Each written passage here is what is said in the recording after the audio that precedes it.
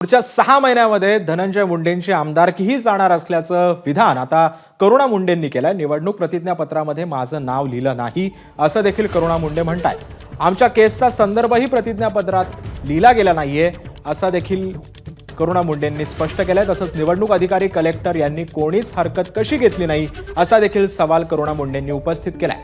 दरम्यान निवडणूक शपथपत्राबाबतच्या करुणा मुंडे यांच्या अर्जावर 4 एप्रिल रोजी आता सुनावणी होणार आहे।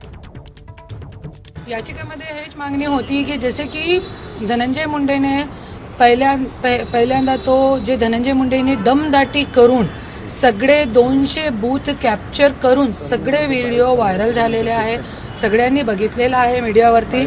आणि आज 200 बूथ कॅप्चर करून दमदाटी करून गुंडगर्दी करून ते निवडून आलेले आहे।